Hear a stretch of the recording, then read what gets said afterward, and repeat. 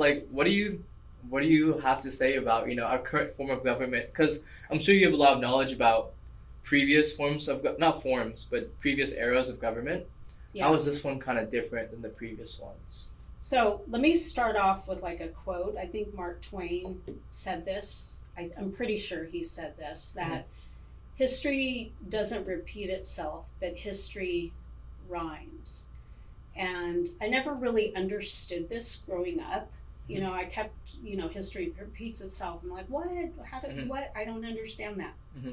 And I think once I became a teacher and really started getting into US history, and especially with social media and the age of information, you could do a lot more research Mm-hmm. that goes beyond the books, Yeah, right? yeah, yeah. And you can reach more interesting information. And I think you start to notice, I think also with age and then going to college, um, that it's not all kind of what you were taught growing Mm-hmm. up. And it's probably different for your generation, but I grew up, like I was born in 1966. Woohoo, I'm old, but not dead yet. But yeah, I was born in the 60s, so I was educated in the 70s. Mind you, when education system in public school was pretty strong and they had money to put into the resources. And then I also was in school in high school in the 80s, the Reagan years. And that's when a lot of stuff changed, I think. Gotcha. Um, In terms of the narrative of history changed in Reagan area, or well, I think like, the history rhymes. I mean, there are a mm-hmm. lot of things that are like rhyming right now, but I Mm-hmm. think the Reagan years kind of set us up, trickle down economics, the prison to pipeline, military industrial complex. They've been really writing this new system since the Reagan years. And even though Democrats have kind of taken over back and forth between Reagan, Mm-hmm.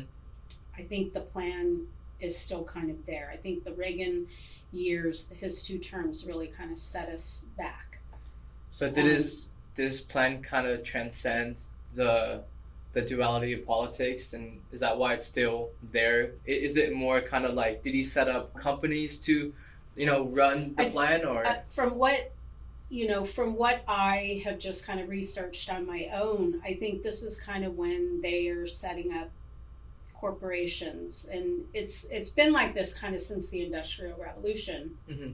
Corporations kind of were set up, and they're set up to be successful. But I think you fast forward to the Reagan years and the tax breaks and the corporations needing cheap labor, and they went on the platform of like family values. And who were they going to appeal to family values? Because you want to appeal to more people than just people who have money.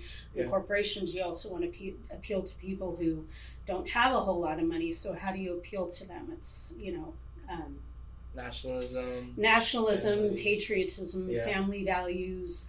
Pull yourself up by your bootstraps. Mm-hmm. You can also be Yeah. successful. You can get a piece of this pie. Yeah. You can make your millions, even though you don't have millions Yeah. now. It's there for you, Yeah, right? because it's America. Yeah, American it's dream. America. Yeah, and I, having been a teenager in the 80s, it was a glorifying time. Like, I had no care in the world, right? Mm-hmm. Two teachers, both my parents were teachers, and they were very successful Mm-hmm. because yes, they were married, family values, right? Two incomes. The education system was fairly stable. It was fairly cheap enough, right? Because they were able to send me to college. I went to UC Davis, and two teachers could afford to send their daughter to UC, Mm-hmm. and so that was kind of what I did. And it was, I didn't have a care in the world. I didn't think anything of it. But I do remember my dad walking around the house going, "Oh, Reagan," and the whole Iran-Contra thing. God, Yeah. he was so pissed Yeah. about that. The Uh-huh. Ayatollah, when all of the Iranian revolution happened. Mm-hmm. That was a big deal for him. So Mm-hmm. I just kind of saw things eroding after that. And those Mm-hmm. were my formative years of becoming an adult and figuring out I'm now in the real world. I'm not Yeah. just a daughter with my parents taking care of me. I now am in this real world. And I'm also palm colored, right? So it's like I have a lot more privilege. And I think the more you start to research and delve into like the reality of things, you know, if they're not happening to you, you know, do I care? Of course I care. Yeah. I think that's one of the reasons why I got into teaching, is because I couldn't think of anything. I wasn't going, in my mind, I wasn't out to make my millions. I was like, I want to do something that I'm passionate about doing. So that's how I became a teacher, and how I could kind of make my mark on helping the world be a better place.